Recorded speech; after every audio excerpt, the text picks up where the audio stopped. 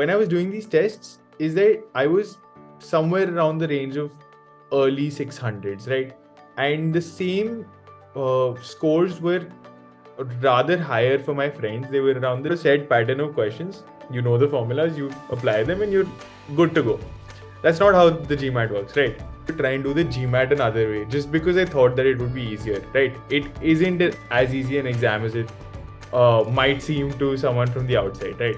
Somewhere along the line, I realized that pre-thinking wasn't working out for me, and something that's so extensive was exactly what I needed, because I like to take care of every little detail that comes.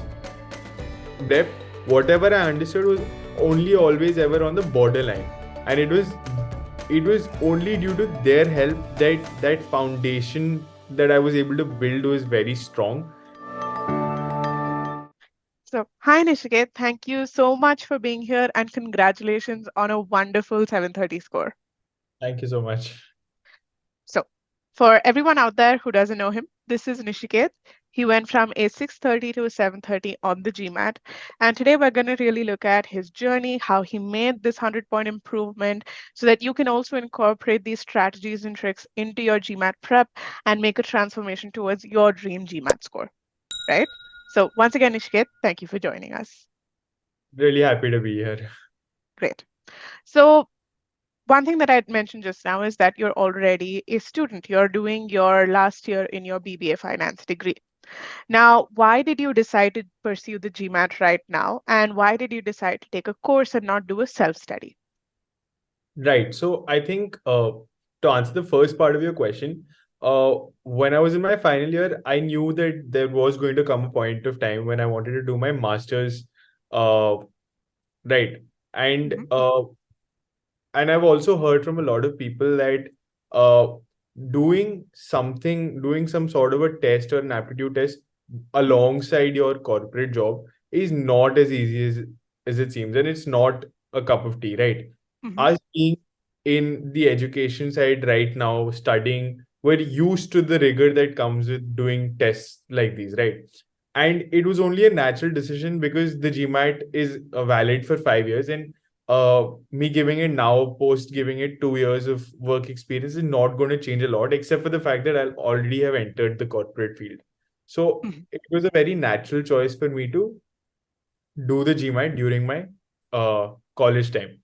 Mhm. The second part of your question, right? So I'd like to tell you this through a story. What happened was, a couple of us friends started out our GMAT journey together, right? And when we started it out, it was all about giving a couple of tests, practicing some questions, and seeing what's going on, right? Mhm. What I realized through these tests, and what I also believe, is that uh, when I was doing these tests, is that I was somewhere around the range of early 600s, right? And the same scores were rather higher for my friends. They were around the late 600s or the early 700s at the start of their journey. Mhm. So what I realized was just doing questions isn't working out for me, and something that I've always believed in is a structured approach to your learning, right? Mhm. And when it came down to that, I realized that I've always academically followed a structure, and there's no rhyme or reason for me to try and do the GMAT another way, just because I thought that it would be easier, right? It isn't as easy an exam as it might seem to someone from the outside, right?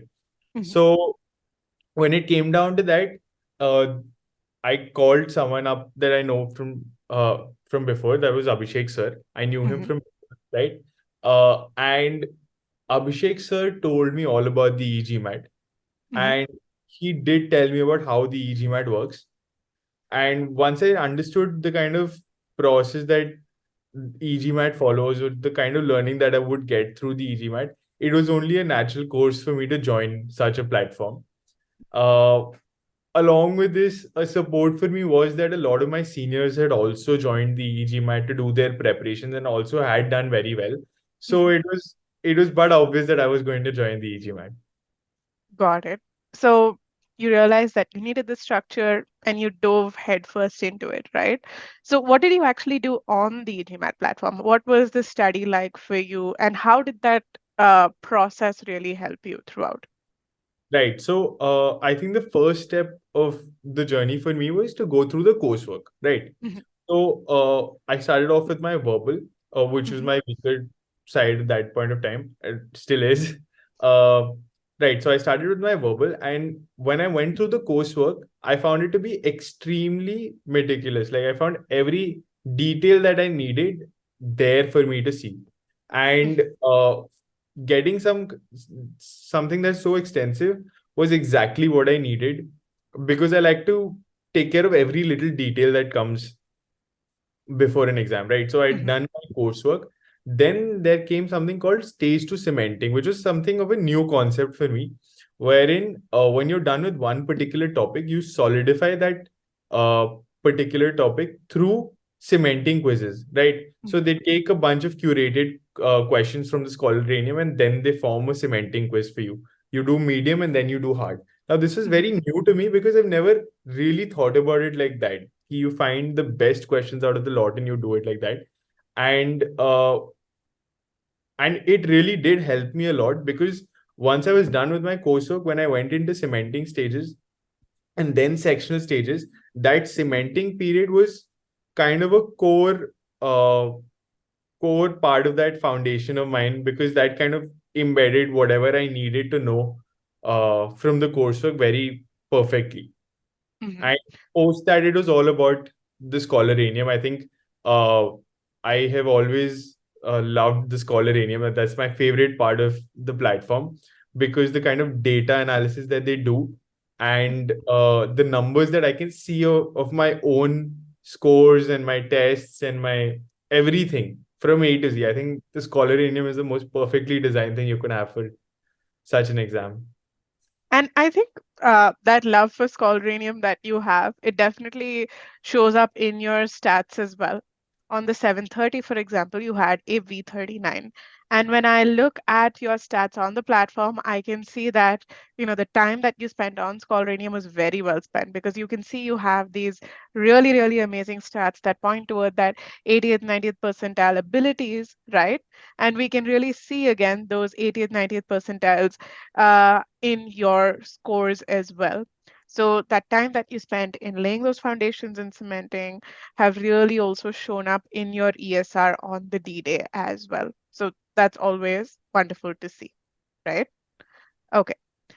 So one of the or rather two parts of the entire verbal aspect that you really made a large transformation in was first CR and then RC. Let's talk about CR first, right? So how did you improve your CR and what were the kind of essential skills that you learned throughout that process? Right. So when I started out of the three, CR was probably the most uh was the newest thing for me to Mhm, experience. Right, we've all done sentence correction at some point or RC at some point, but CR is something that is a skill that honestly is probably the most important, but you mhm, never really do questions on that, right? So when it came to CR, I followed the e-GMAT approach initially, where you visualize your paragraph, you do your visualization, then you do your pre-thinking, and then you do your answer choice analysis. Somewhere along the line, I realized that pre-thinking wasn't working out for me, and I saw that a lot of people face this difficulty mhm, wherein they couldn't pre-think, right? And uh, it was one particular conversation with Harsha sir where I realized that pre-thinking is just an add-on support to what you're really supposed to do, which is visualization, right? mhm, And if I put it very bluntly, it's all about understanding whatever they're saying. So if you look at any passage, if I can just understand, or when I could clearly understand what those 3 or 4 lines were telling me, there was no way I was going wrong because the question stem is something you can mechanically understand. An assumption is supposed to be a must be true or whatever it is, a strengthen, weaken. Whatever you're supposed to do can be mechanically understood as long as you understand what the question stem is asking of you. The visualization is what I found was the most important thing for me. mhm, And when it comes down to answer choice analysis, it's just the tip, it's just the last part of what you're supposed to do. So I think when I was able to tackle that portion, the visualization portion of it, when I realized that pre-thinking is not my most important thing, I don't necessarily need it. That is when I was able to tackle CR perfectly. Mhm. So it was like 80% of tackling that CR question was getting the visualization and therefore the comprehension of that question right. And 20% was your pre-thinking and answer choice analysis that really came into it, right? Got it.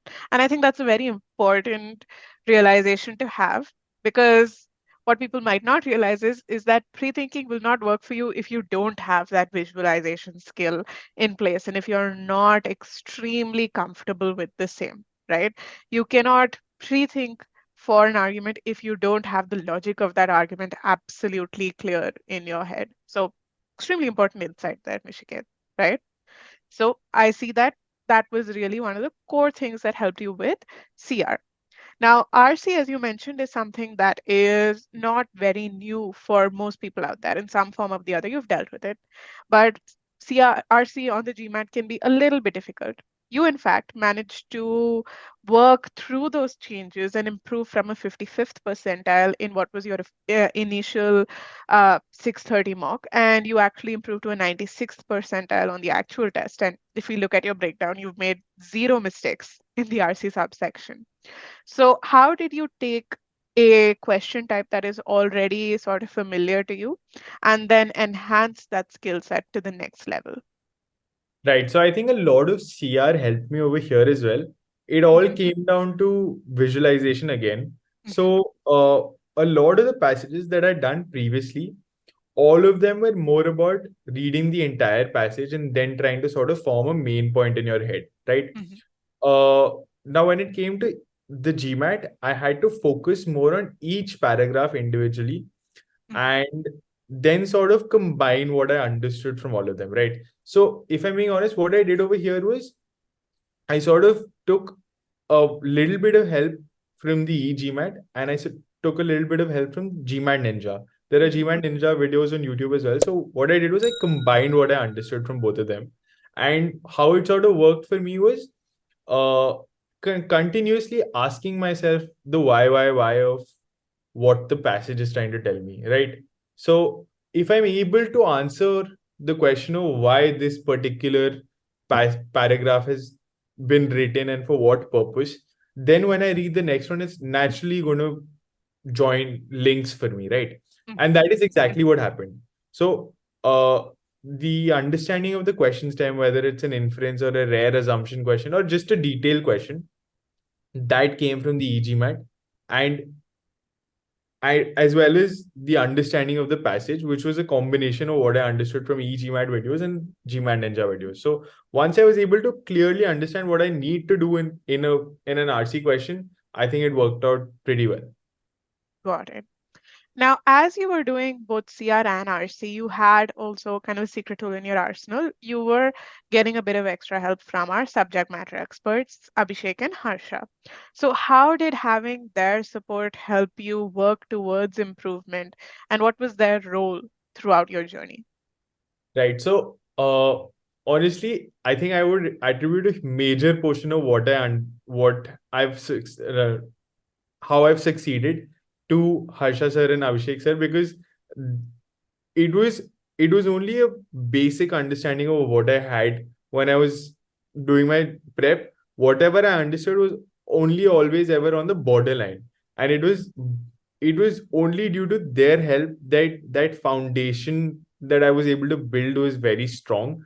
My conversations with Abhishek sir all were around what my foundational understanding of SC would have been, or CR or RC would have been, and anything over the top came from Harsha sir. So a lot of my success is attributed to them because if it were not for them, I don't think I could have made such a huge improvement. And the same goes for you, ma'am, because uh, it did really make a lot of difference having someone there for you throughout the journey. And I'd like to especially mention this also. When you come into the e-GMAT ecosystem, you're not just taking your coursework or you're not just taking the scholaranium.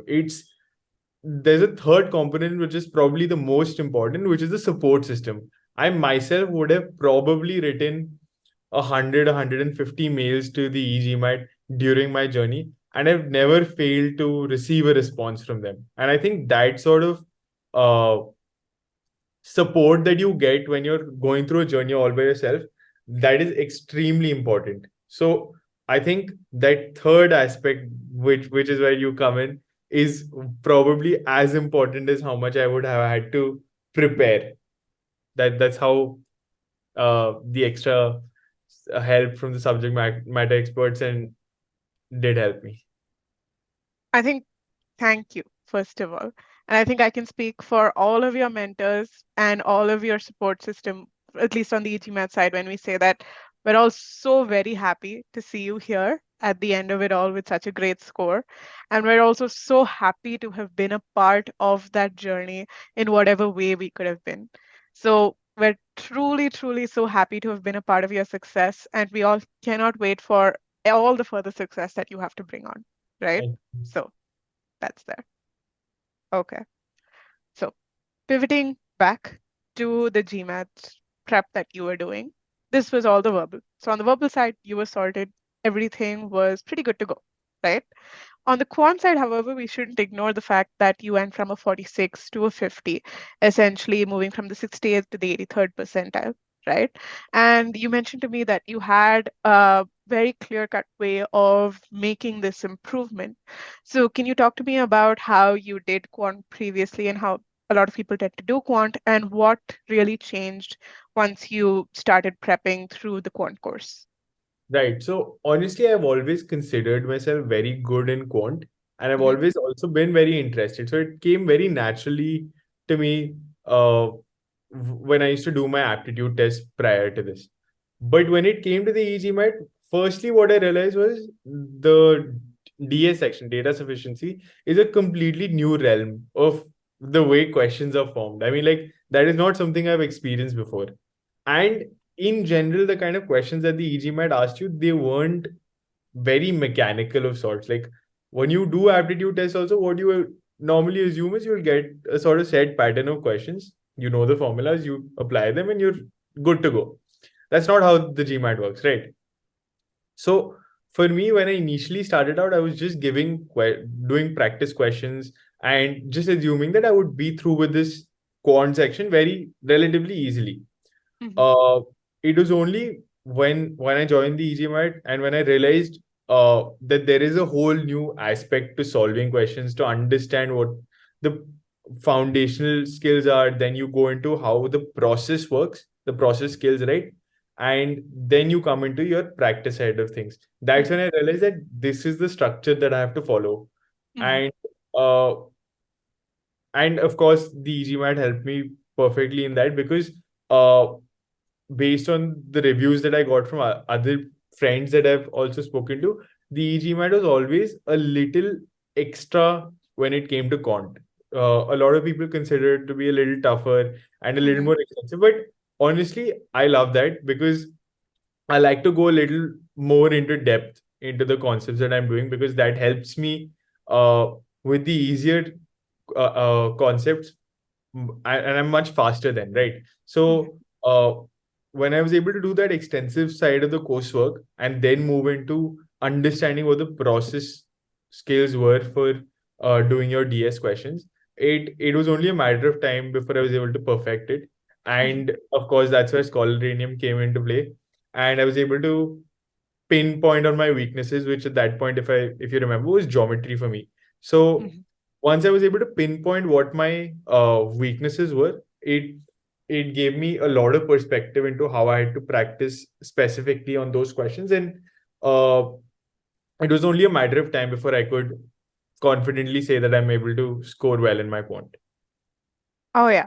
I mean, just speaking of geometry, right? If we look at your accuracies now, for medium questions, you were then soon at that, 90th plus percentile accuracy. On hard, you were at 55, 50% accuracy, all of which really shows that you were primed for success. So using the right metrics, understanding where the gaps were, overall, you really did make all the right steps towards that quantum improvement, and those were all very strategically taken steps as well. So that's great to hear, right? So looking through everything that you've done, it seems that once you understood what the requirement was, you executed it flawlessly, you utilized all the resources at hand, and now we're sitting here with that 100-point improvement to 730, right? So looking back at the last couple of months at your entire experience at prep, if you had to give advice to anyone out there who's starting your GMAT journey, or even if you could go back in time and give advice to yourself, right? What would that advice really be? Right. So I think I'd like to tackle this in a two-pointer. Mhm, Firstly, I'd like to talk about consistency, right? Uh, there are a lot of people out there that mhm, eventually end up getting demotivated after preparing for the GMAT for a long time and not being able to get the score that they want, right? I myself have given 3 attempts at the GMAT, and it only comes out of your desire to just crack such an exam. It's not about how long you prepare for it. It's about how focused you are when you're preparing for it, right? So, and it's also about how consistently you can put in that effort to perform when it's needed. You have to, if you're working in a job environment right now in the corporate world, and you're having to take out an hour of your day or 2 hours of your day. I know I'm a student, but speaking as someone who's put in that effort after college hours or whenever possible, uh, it's going to take that extra bit of effort where other people are slacking off or enjoying, when you're going to have to put that effort if you really want to get where you are, right? So that worked for me because I really advocate for being a consistent person, right? So if you're not going to be able to be consistent, you can't expect to achieve your goals. That's what I believe in, right? So I think that if you're very consistent in your efforts, they are going to pay off, and that is what I think worked out for me as well. mhm, The second part of my learning that I'd like to share with you guys was a deep dive into analysis, right? mhm, So, something that I noticed during the start of my journey was I was trying to go through this whole line of the coursework, the questions through brute force. And trust me, the GMAT does not have space for brute force. They do not give you that kind of, they don't follow a pattern of that sort. What I think this was a conversation that I had with Abhishek sir only, that if I'm going to try and brute force myself through a quant section or a verbal section, it's never going to work out for me. I have to follow the process that I've learned. That's where my structure comes in. If you're not able to consistently follow your process skills, it's not going to work out in the long run. You're not going to achieve the higher scores, right? So I think if you're able to deep dive into every question you're doing, you're not going to need 1,000 questions. You're not going to need every resource possible. You're just going to need a concentrated portion and focused efforts when you're doing it. So that is what worked out for me. I spent hours and hours on a bunch of questions, which which were like probably the best questions that I found on the e-GMAT platform or the GMAT club. mhm. And I just spent hours trying to find out every single possible variation of what I could think to get to my final answer. And it was only through trial and error that I really realized where I have to apply what method, right? What I have to think of. And that is where my muscle memories were built. Mhm. So I think if you're able to be consistent in your efforts, as well as deep dive into your analysis portion, wherein you don't need 1,000 questions, you do 100 questions, and I think you're set on any section if you're able to put in that uh, focused effort.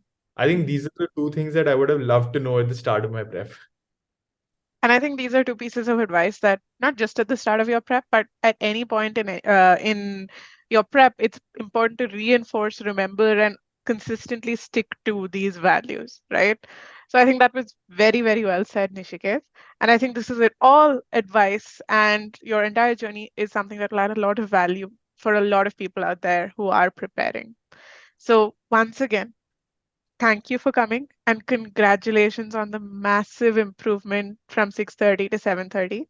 We were also happy to be part of this journey and we're also excited to see where you go from here. Thank you so much. All right then. So take care, all the best, and happy learning. Bye-bye.